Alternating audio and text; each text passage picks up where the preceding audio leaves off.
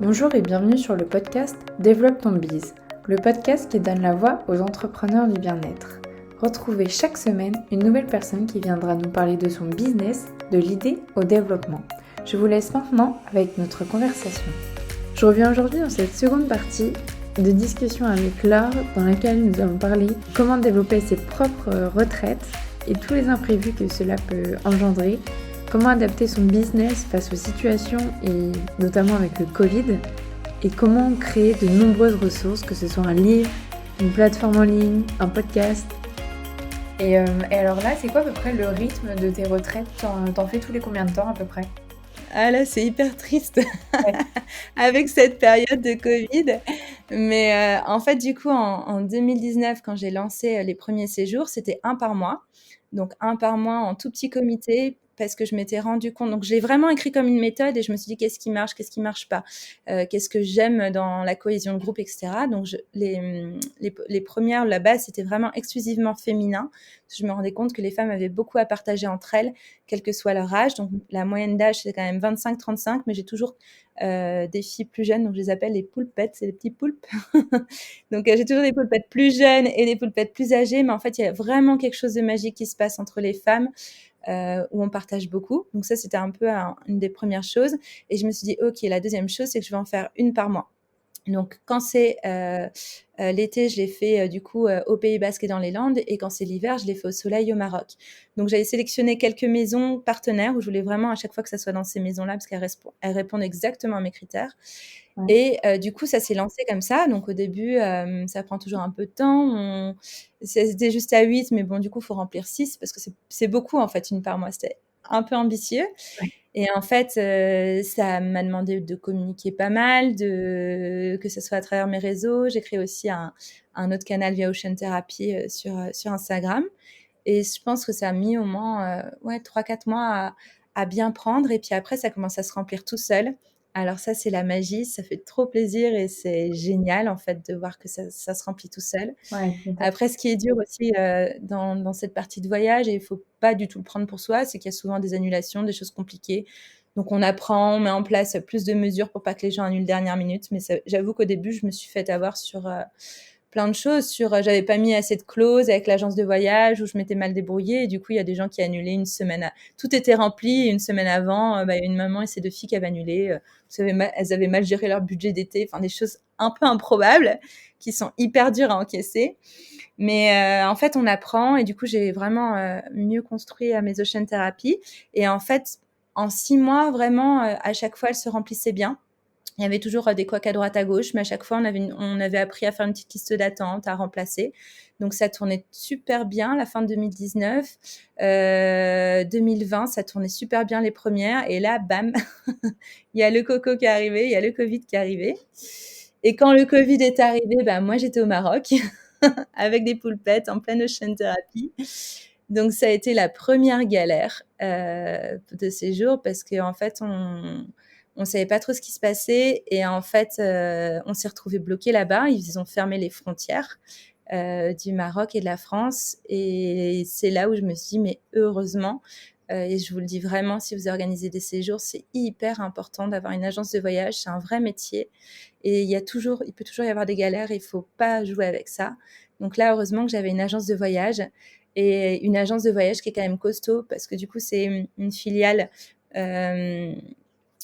quand même d'une grosse agence de voyage. Donc là, clairement, en 2 secondes, j'avais plus mon partenaire direct, mais j'avais le CEO de la grosse agence derrière au téléphone qui m'a appelé et qui nous a pas lâché, qui nous a dit, je sais pas ce qui se passe, c'est jamais arrivé en fait cette situation que tout se ferme parce qu'en fait tous les vols ont été annulés. Donc nous on était là-bas et notre vol du retour s'est supprimé et c'était impossible, mais vraiment impossible de reprendre un voyage, de reprendre un vol. Donc moi, je devais paraître pro, continuer à m'occuper des poulpettes et de leur faire leurs petits cours de yoga, leur atelier, toute leur ocean thérapie. Mais derrière, j'avais l'agence de voyage qui me disait, on sait vraiment pas ce qui se passe. Tiens-toi prête parce que c'est un peu la panique et peut-être que si on arrive à trouver un billet dans 2 heures, hop, tu plies valise et tu ramènes tout le monde en 2 heures. Mais d'ici là, tu t'occupes des filles, tu les stresses pas, etc. Donc ça a été la première difficulté dans ce business-là.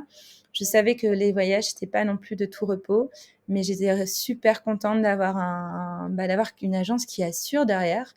Et du coup, ça a duré 5 jours. On savait pas si on partait, on restait, on partait, on restait.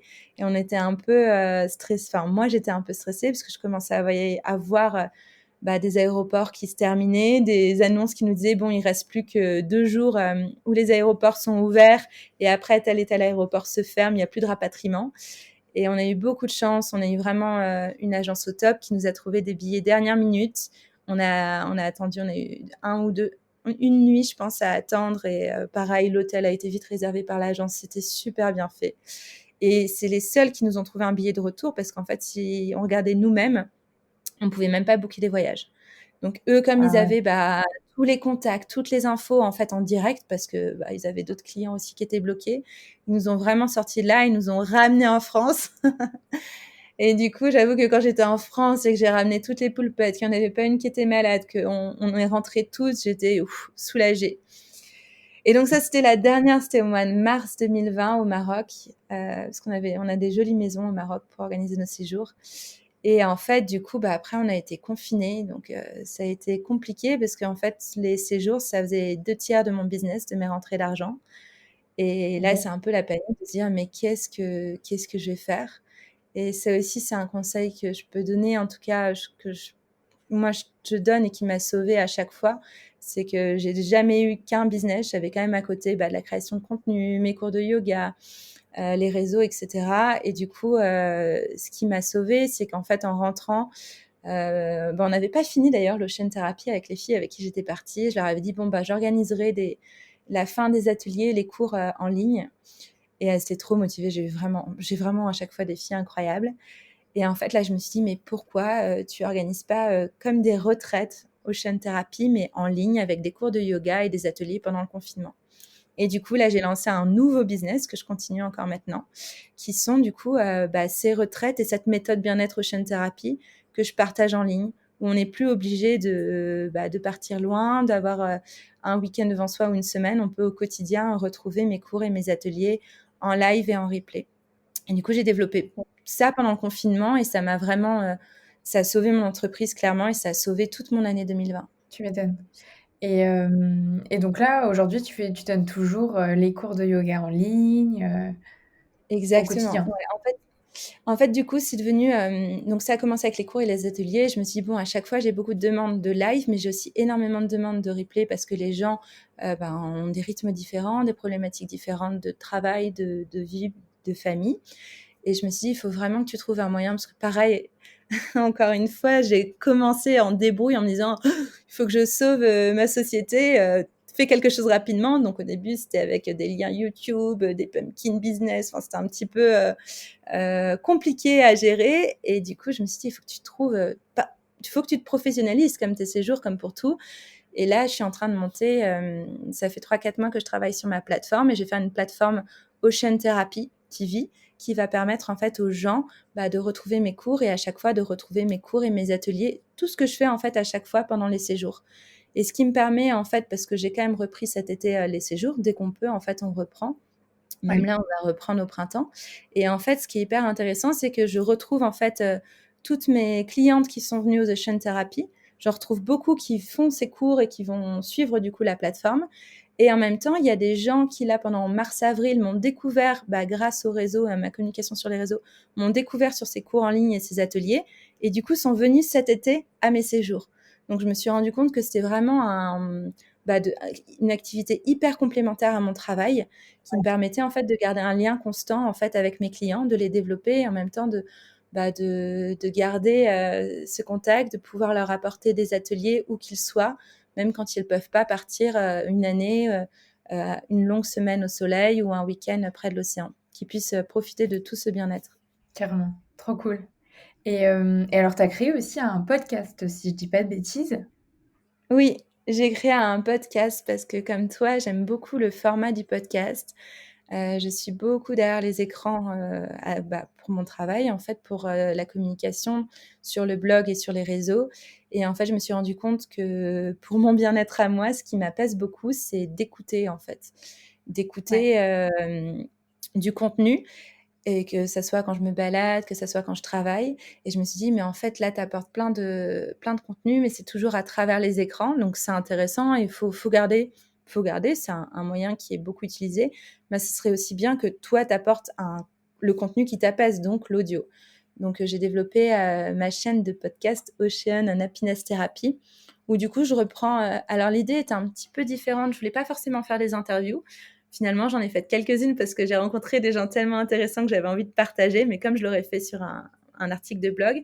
Mais en fait, en créant le podcast, je me suis dit que je voulais vraiment que ça soit la continuité du blog et qu'en fait, le blog, à chaque fois, que ça soit toujours un contenu de bien-être que je partage, mais que j'ai différentes façons en fonction des envies des gens et du moment pour consommer ce contenu. Donc, si les gens ont envie, ont du temps, bah, ils le regardent sur le blog. S'ils sont pressés, bah, ce contenu, ils le retrouvent d'une façon plus rapide en story sur Instagram ou en petit post très rapide sur Instagram. Et si les gens ont envie de se couper les écrans, de prendre du temps, eh ben, ils lancent le podcast. Du coup, je me suis dit, à chaque article, il faut que tu crées un podcast associé, un format audio. Ok. Ah oui, c'est vraiment cette partie-là. Et en plus, moi, j'ai donc regardé et je trouve que c'est des choses enfin très pratiques où ça concerne la respiration, la méditation, des conseils yoga vraiment précis, on va dire. Oui, en fait, l'idée, après, j'ai besoin pour les contenus, autant mes séjours, c'est très cadré, c'est vraiment une méthode. J'essaie d'appliquer à chaque fois la même chose, etc., de partager des ateliers. C'est vraiment bien écrit, bien organisé. Et j'ai besoin Ouais. pour le blog, le format plus spontané des réseaux et le format podcast, pour moi, parce que je sens que c'est comme ça que j'arrive à faire ce que j'aime, j'ai besoin que ce soit spontané. Donc, je me mets pas trop de grandes directives. Quand j'ai envie de partager quelque chose, je vais le partager sur le blog et je vais le partager en audio et je vais pas du tout écrire ce que je vais dire. J'ai besoin de le Ouais. faire assez. Enfin, je connais les grandes lignes parce que j'ai mon idée en tête et que j'écris en général mon article ou que j'ai déjà réfléchi au sujet, mais je le structure pas trop en fait. Je veux que ça reste ma patte et que ça reste moi. Et je sais que c'est comme ça que j'aime faire les choses. Si c'est trop structuré, j'ai l'impression que je perds un peu ma spontanéité. Ouais. Mais du Ouais, coup, je c'est des comprends. choses assez basiques parce que je pense que c'était aussi ma vision du bien-être et ce que je voulais partager avec Santa Mila. C'est vraiment cette idée de rendre le bien-être accessible et de se dire que c'est pas quelque chose d'aliénant où il faut toujours faire attention, contrôler dans la gestion, mais qu'en fait, le bien-être, c'est trouver du plaisir dans la vie, trouver son équilibre et être heureux. Et du coup, j'essaie vraiment de rendre tous ces points-là accessibles, que ça soit à travers le yoga, à travers le surf, le kite, le cuisiner des choses super simples. C'est un peu cette vision que j'ai du bien-être et que je veux partager sur tous mes supports, du coup, que ce soit le blog, les réseaux ou le format audio. Ou le livre d'ailleurs, Ouais. parce que j'ai aussi écrit un livre, un autre format loin des écrans à travers le livre. C'était justement ma prochaine question. Est-ce que tu peux nous parler un petit peu de ton livre que tu as créé? Oui, donc du coup, le livre s'appelle Ocean Therapy et en fait, c'était vraiment dans cette volonté de trouver un format, c'était juste avant les podcasts. Je me suis dit pareil, j'avais toutes mes propositions de contenu sur le bien-être, à travers les écrans et je me rendais compte à quel point ça pouvait être aliénant, à quel point moi j'avais besoin des fois de sortir la tête des écrans. Je me disais qu'en fait, si on voulait sortir sur la plage, consommer, du contenu sur les bien-être, apprendre des nouvelles choses ou dans son lit. En fait, je proposais rien et je me suis dit, ça serait chouette de faire un livre où du coup, tu partages ce contenu et en plus, tu expliques un peu l'origine de pourquoi tu aimes tel sport, pourquoi tu aimes telle recette, de partager un peu plus de moi. Parce que je me rendais compte que sur mon blog, alors c'est peut-être aussi un peu de déformation parce que j'ai beaucoup écrit pour l'équipe et pour Paulette. Du coup, c'était un peu une rédaction un peu plus neutre.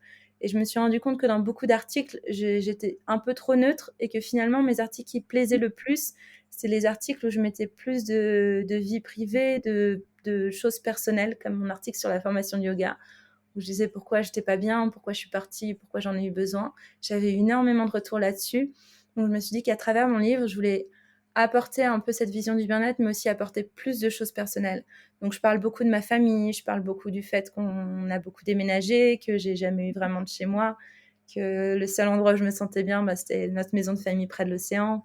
Comment c'est venu en fait cette passion de l'océan, comment j'ai senti qu'au fond de mon ventre, j'en avais besoin, ce qui s'est bien passé dans ma vie, ce qui a été plus compliqué. Et en fait, c'est beaucoup plus personnel, le livre. Et à chaque fois, il y a une approche personnelle, famille, expérience, des choses qui se sont bien passées, d'autres moins. Et j'explique du coup pourquoi j'en suis venue à ça. Et je pense que c'est aussi ça que je voulais partager, c'est vraiment que je suis quelqu'un de très ordinaire et que je suis loin d'être parfaite, d'avoir une vie parfaite, à manger que des choses très healthy, à faire tout le temps du sport, etc. Et en fait, j'essaye juste d'expérimenter des choses qui me font du bien, qui m'ont permis de m'apaiser, de mieux m'y retrouver sur mon équilibre vie perso et vie pro. Et en fait, je voulais partager ces choses simplement. Et voilà, c'est ce que j'ai essayé de faire un peu plus dans le livre. Donc, c'est quelque chose que j'ai beaucoup aimé parce que c'était même un peu une thérapie pour moi de tout poser à plat. Et ça m'a permis même moi-même de comprendre des choses, pourquoi j'avais eu besoin de quitter ma boîte, de quitter Paris, d'être plus sur des activités créatives, pourquoi j'avais ce besoin incessant d'aller près de l'océan et que ça me rendait malade de pas y être ou de passer trop de temps en ville. Donc je rentre plus dans le détail et je pense que je le fais un peu plus maintenant dans mes articles, mais je le ferai jamais encore. Enfin, là, je l'ai tellement fait dans mon livre que je pense que c'est vraiment une approche encore plus personnelle. Et alors, justement, le fait que ce soit un livre, tu vois, un livre, ça fait quand même vachement gros projet.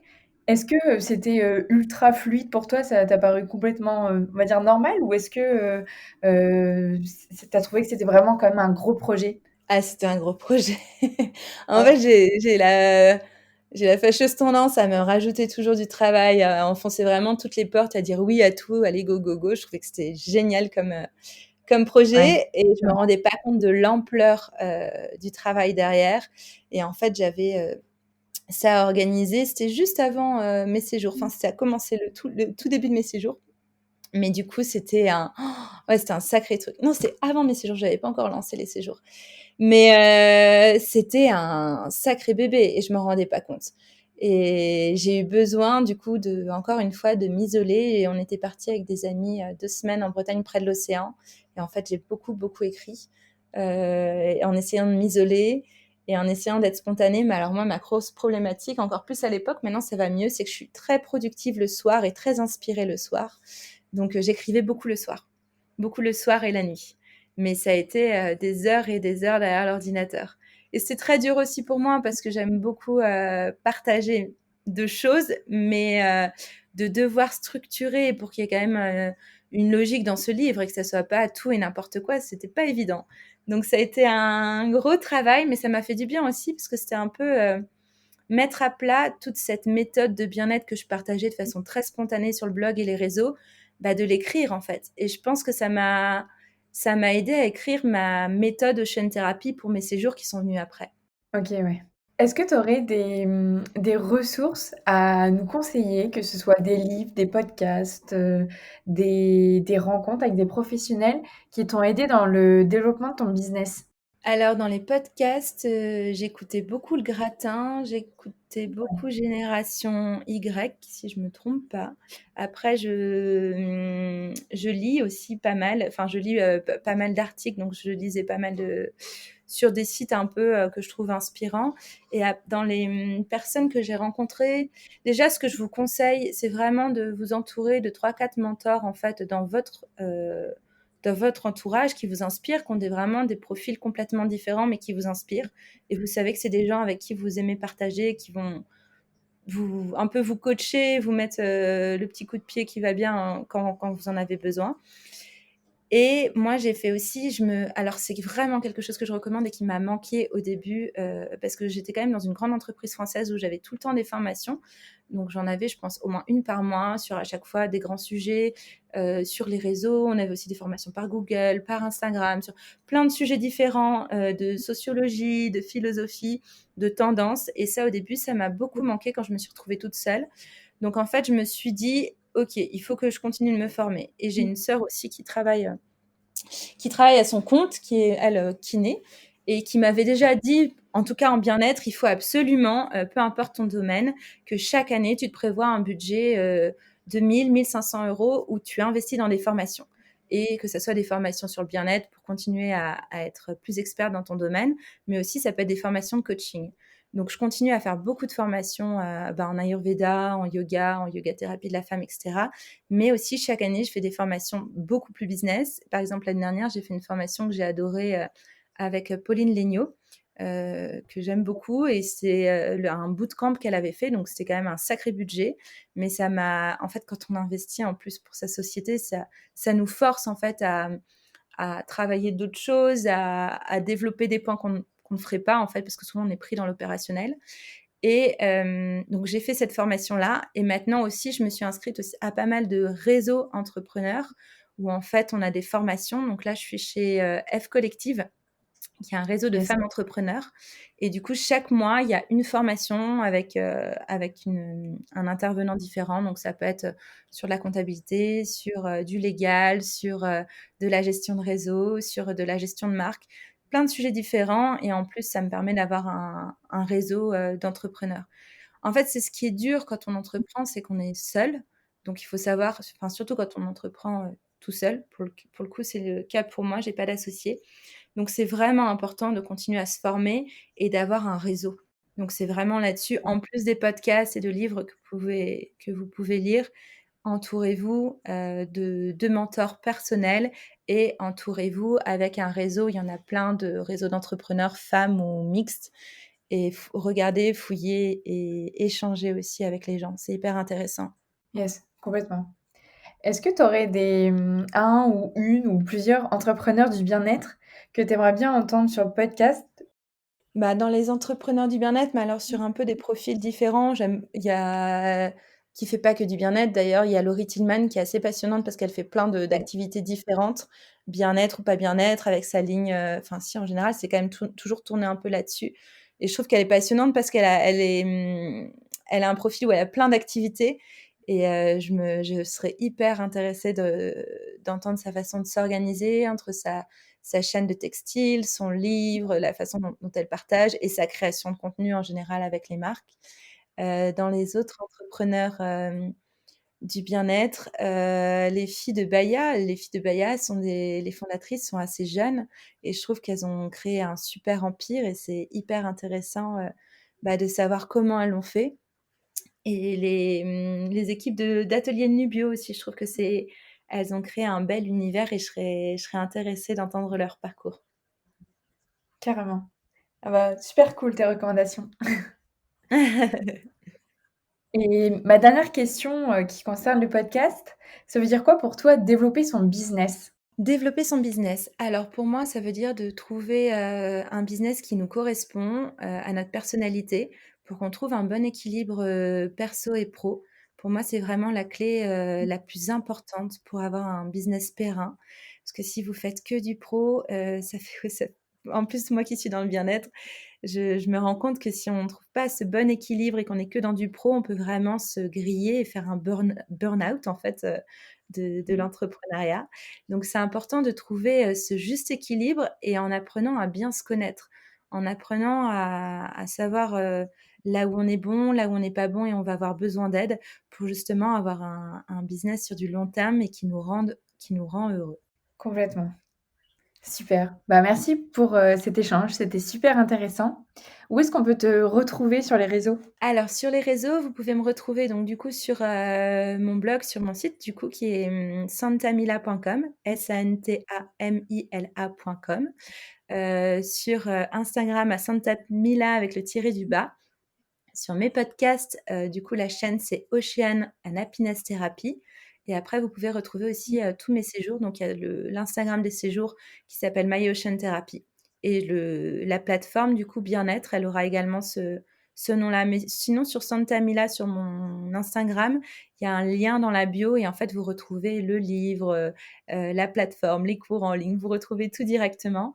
Alors, si jamais vous avez des questions ou souhaitez échanger, n'hésitez pas à m'envoyer un message, mais n'hésitez pas, et je le dis vraiment, et c'est un peu le problème d'Instagram, à m'écrire plusieurs fois, parce que des fois, on passe à côté des messages, et le mieux, c'est quand même les mails. Parce qu'on a beaucoup de notifications sur Instagram, et on ne peut pas rapidement retrouver par objet avec la barre de recherche, alors que les mails, quand même, les mails, c'est assez facile de retrouver. Merci à toi de m'avoir invitée, sur le podcast. Je suis ravie, d'échanger, de partager, cette aventure avec toi. Bah, merci beaucoup, c'était super enrichissant.